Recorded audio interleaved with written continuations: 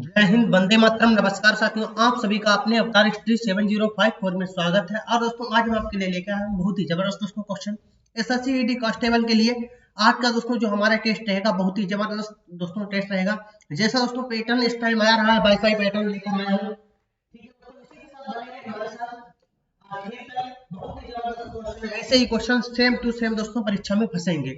इसी के साथ चलते हैं अपने क्वेश्चनों की ओर। देखते हैं दोस्तों आज के क्वेश्चन। आज का दोस्तों पहला क्वेश्चन हमारा क्या है, प्रश्न संख्या 1 से 2। नीचे दिए गए मुहावरे और लोकोक्तियों के अर्थ बताने के लिए चार चार विकल्प दिए गए, प्रत्येक के लिए उपयुक्त अर्थ वाला विकल्प चुनिए। देखिए दोस्तों कितनी लंबी यहाँ पे लाइनें लिखी हुई है, लेकिन दोस्तों इन पर हमें ध्यान नहीं देना है। क्या दोस्तों, इन पे हमें ध्यान नहीं देना है, क्योंकि सिर्फ हमें क्या देखना है, यहाँ पे हमें देखना है दोस्तों मुहावरे। बुझा गया ये मुहावरे और लोकोक्ति, ये दोस्तों लोकोक्ति है और मुहावरे है, इस चीज को देखना है दोस्तों। सीधे अपने क्वेश्चन पर आना है, क्योंकि टाइम बर्बाद नहीं करना है, टाइम बचाना है। क्योंकि जितना टाइम दोस्तों इधर बचा लेगे उतना ही रीजनिंग और मैथ में दे सकते हो। बात करते हैं क्वेश्चन हमारा क्या है, अधजल गगरी छलकत जाए। दोस्तों इसका मतलब क्या हो जाएगा, ऑप्शन नंबर ए अल्पज्ञ द्वारा गर्व प्रदर्शन करना, ऑप्शन नंबर बी अत्यधिक बोलना, ऑप्शन नंबर सी क्या दोस्तों सबल कर ना बोलना, ऑप्शन नंबर डी अपनी छोटी सी बात की प्रशंसा करना। तो इसका मतलब क्या हो जाएगा, यह आपको बताना है। प्रश्न संख्या 1 का राइट आंसर क्या हो जाएगा। देखिए दोस्तों यहाँ पे अगर राइट आंसर की बात करते हैं अल्पज्ञ द्वारा गर्व प्रदर्शन करना, तो ऑप्शन नंबर ए हमारा बिल्कुल राइट आंसर हो जाएगा। ठीक है दोस्तों, आगे बढ़ेंगे। अब बात करते हैं प्रश्न संख्या 2, पत्थर की लकीर होना। तो इसका मतलब क्या आ जाएगा, कठोर होना या दोस्तों कठिन होना या दोस्तों अमिट होना या दोस्तों मिट जाना। तो इसका मतलब क्या आ जाएगा, पत्थर की लकीर होना। तो यहाँ पे अगर राइट आंसर की बात करते हैं पत्थर का लकीर होना, तो उसे दोस्तों हम क्या कहेंगे। देखिए दोस्तों पत्थर का लकीर होने का मतलब यहाँ पे निकल के आएगा अमिट होना। किसी बात जो बात कह दी तो दोस्तों वह बात क्लियर कह दी, यानी कि अमिट ना हो सकती है, उसे ही क्या कहते हैं, पत्थर की लकीर। आगे बढ़ेंगे। अब बात करते हैं प्रश्न संख्या 3 से 5। नीचे दिए गए 4 वाक्यों में यहाँ पे दोस्तों क्या देखना है हमें, सिर्फ वाक्य में दोस्तों शुद्ध है, दोस्तों एक वाक्य शुद्ध है इतना देखना है। एक वाक्य क्या है दोस्तों शुद्ध है, और तीन अशुद्ध है। जो दोस्तों शुद्ध है, अगर शुद्ध पूछा गया हो तो शुद्ध चुनना है। आगे बढ़ेंगे। अब बात करते हैं अपने वाक्य देखेंगे। वाक्य हमारा क्या है, आपका शासन संबंधी कार्य अधिक व्याख्यात पूर्ण है, ऑप्शन नंबर बी आपको भूमि भवन वाहन का अभिनव सुख की प्राप्ति होगी, ऑप्शन नंबर सी का मतलब क्या, सी यहाँ पे दोस्तों यह समाचार पूरे देश भर में तुरंत फैल गया, option number D. Option number D की बात करते हैं तो डी हमारा क्या है दोस्तों, तुम्हें कल कुछ हो जाए तो मैं कहीं का नहीं रहूंगा। तो यहाँ पे बिल्कुल जो शुद्ध वाक्य है उसे दोस्तों हमें बताना है। तो शुद्ध वाक्य हमारा क्या हो जाएगा, प्रश्न संख्या 3 का। देखिए दोस्तों यहाँ पे अगर बिल्कुल शुद्ध वाक्य की बात करते हैं तो वह हमारा क्या हो जाएगा, ऑप्शन नंबर डी जो है ये बिल्कुल शुद्ध हो जाएगा।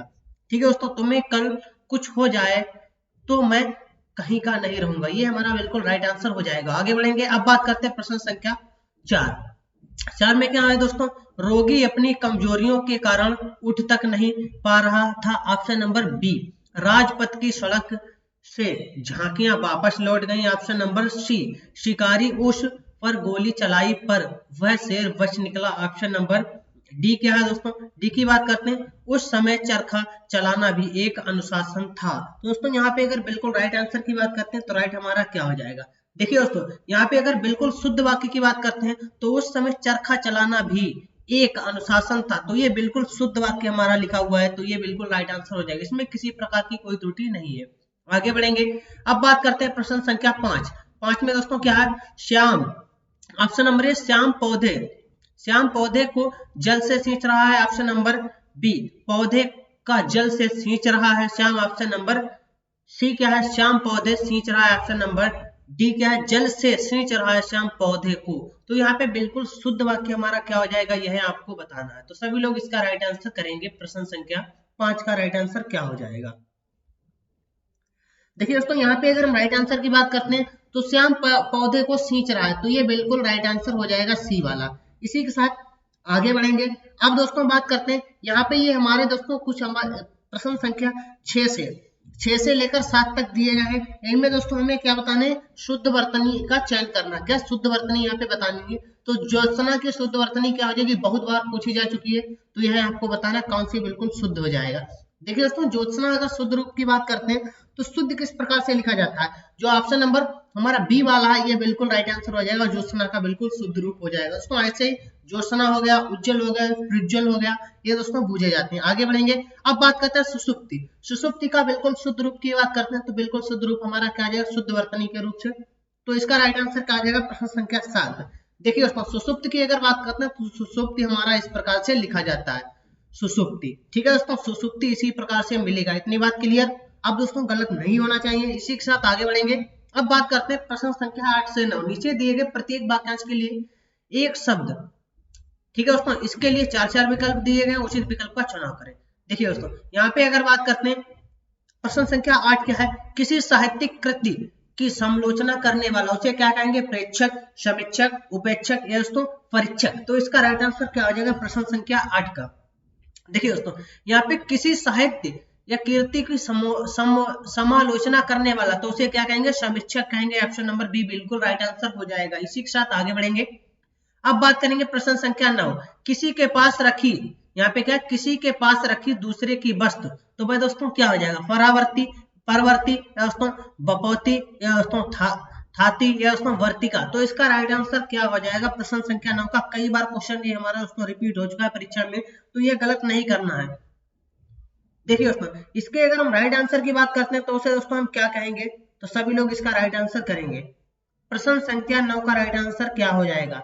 देखिए दोस्तों, यहाँ पे अगर बात करते हैं किसी के पास रखी दूसरे की वस्तु, उसे हम क्या कहेंगे? थाती। ऑप्शन नंबर सी बिल्कुल राइट आंसर हो जाएगा। आगे बढ़ेंगे।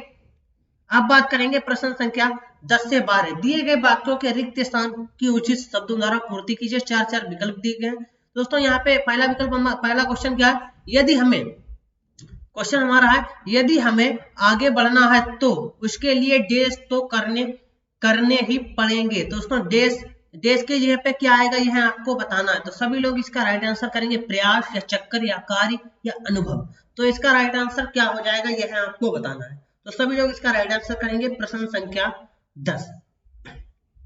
देखिए दोस्तों, यहाँ पे अगर बात करते हैं तो हमारा क्या हो जाएगा? प्रयास तो करने ही पड़ेंगे। ठीक है दोस्तों, आगे बढ़ेंगे। अब बात करते हैं प्रश्न संख्या 11। उदय शंकर भट्ट हिंदी साहित्य के प्रमुख देश हैं। कहानीकार, निबंधकार, उपन्यासकार या नाटककार। तो क्या हो जाएगा बिल्कुल राइट आंसर प्रश्न संख्या 11 का? तो सभी लोग इसका राइट आंसर करेंगे।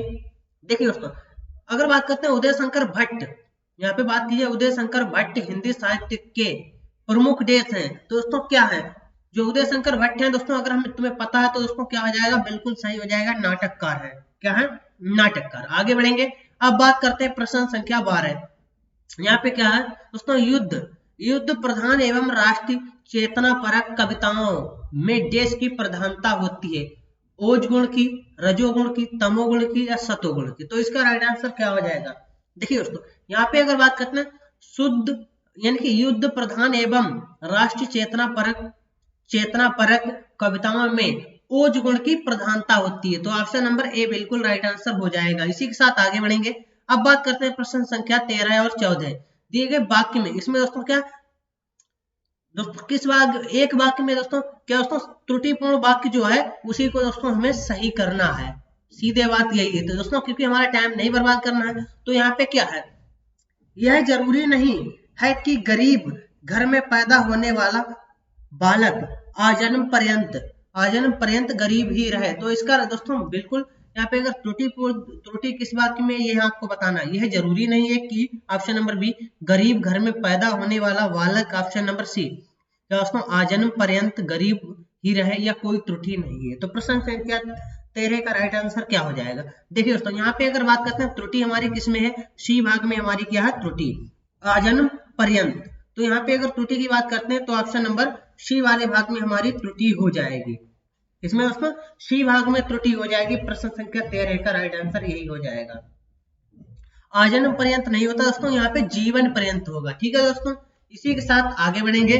अब बात करते हैं प्रश्न संख्या 14। 14 में क्या है? क्षमा कीजिए मैं कल नहीं आ पाऊंगा क्योंकि मैंने पटना जाना है। तो इसमें किस भाग में त्रुटि है? देखिए दोस्तों, यहीं पे हमें त्रुटि लग रही है। तो दोस्तों विकल्प देख लेते हैं। क्षमा कीजिए मैं कल नहीं आ पाऊंगा, या दोस्तों क्योंकि मैंने पटना जाना है, तो यहाँ पे किस भाग में त्रुटि हो जाएगी। यहाँ पे अगर त्रुटि की बात करते हैं तो त्रुटि हमारी किस भाग में हो जाएगी, यहाँ पे दोस्तों त्रुटि हमारी क्या हो जाएगी, सी वाले भाग में हो जाएगी। मैंने की जगह पे दोस्तों क्या हो जाएगा, यहाँ पे इसकी जगह पे मुझे पटना जाना है। आगे बढ़ेंगे, अब बात करते हैं प्रश्न संख्या 15 से 17। नीचे दिए गए शब्दों का उपयुक्त, यहाँ पे दोस्तों सीधे देखना क्या बताना है, विलोम बताने के लिए 4 विकल्प दिए गए, उचित विकल्प का चयन करें। देखिए दोस्तों यहाँ पे सूक्ष्म, जो हमारा शब्द है सूक्ष्म, तो सूक्ष्म का विलोम क्या हो जाएगा, अदृश्य या द्रष्टव्य, निश्चित या स्थूल। देखिए दोस्तों सूक्ष्म के अगर हम विलोम की बात करते हैं तो सूक्ष्म का विलोम दोस्तों हमारा क्या होता है, स्थूल होता है। ठीक है दोस्तों, क्या स्थूल होता है। आगे बढ़ेंगे, अब बात करते हैं प्रश्न संख्या 16। अधुनातन का विलोम क्या आ जाएगा, प्राचीन, भूतकालिक, दोस्तों पुरातन या दोस्तों विगतकालीन। तो इसका राइट आंसर क्या आ जाएगा, अधुनातन का विलोम। देखिए दोस्तों अधुनातन की अगर हम विलोम की बात करते हैं तो अधुनातन का विलोम दोस्तों हमारा क्या आ जाएगा, पुरातन।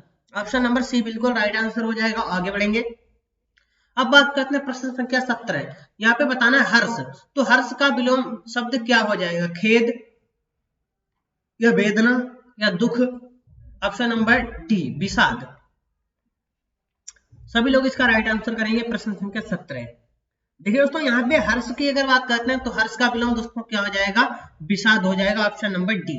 आगे बढ़ेंगे, अब बात करते हैं प्रश्न संख्या 18 से 20 तक। नीचे दिए गए वाक्यों में पर्यायवाची या समानार्थक शब्द के लिए 4 विकल्प दिए, उचित विकल्प चुनना है। तो यहाँ पे दोस्तों हमें बताना है मीन, जो शब्द दे रखा है मीन, जो मीन का पर्यायवाची क्या हो जाएगा, शिखी हो जाएगा, शायक हो जाएगा, मत्स्य, दोस्तों विभावरी। दोस्तों मीन की अगर विलोम सॉरी दोस्तों, अगर मीन के पर्यायवाची की बात करते हैं तो मीन का पर्यायवाची दोस्तों क्या होता है, सभी को पता है। मीन दोस्तों किसे कहते हैं, मछली को कहते हैं। मीन किसे कहते हैं, मछली। मछली का पर्यायवाची दोस्तों क्या होता है, मत्स्य होता है। ठीक है दोस्तों, तो इसके पर्यायवाची क्या आएंगे, मछली हो गई, झक हो गई, शकरी, जलजीव, ये दोस्तों किसके, मछली के पर्यायवाची हो जाएंगे। आगे बढ़ेंगे, अब बात करते हैं प्रश्न संख्या 19 में क्या है, दामिनी। बुझा है दोस्तों, दामिनी का पर्यायवाची क्या हो जाएगा, वर्षा, नीरज, बादल या विद्युत। देखिए दोस्तों दामिनी की अगर बात करते हैं तो दामिनी दोस्तों कहते हैं किसे, दामिनी की अगर हम बात करते हैं तो दामिनी का दोस्तों पर्यायवाची हमारा क्या आ जाएगा, विद्युत हो जाएगा, जिसे चंचला कहते हैं। ठीक है दोस्तों, चंचला हो गई, बिजली हो गई, ये दामिनी के होते हैं। इतनी बात क्लियर। आगे बढ़ेंगे, बात करते हैं प्रश्न संख्या 20 दोस्तों आज का आखिरी क्वेश्चन है। सारंग का पर्यायवाची क्या हो जाएगा, नमक, सारथी। ऑप्शन नंबर सी मोर, ऑप्शन नंबर डी घोड़ा। तो दोस्तों सारंग की अगर बात करते हैं तो सारंग का पर्यायवाची क्या होता है, देखिए दोस्तों यहाँ पे अगर हम बात करते हैं सारंग के पर्यायवाची की, तो सारंग का पर्यायवाची दोस्तों हमारा क्या होता है, मोर होता है। क्या हो जाएगा, मोर। ऑप्शन नंबर सी बिल्कुल राइट आंसर है। दोस्तों आज की क्लास कैसी लगी, अगर क्लास अच्छी लगी हो तो अपने दोस्तों में ज्यादा से ज्यादा शेयर करें। इसी के साथ मिलेंगे कल की क्लास में नए क्वेश्चनों के साथ। सभी दोस्तों को मेरी तरफ से जय हिंद, जय भारत।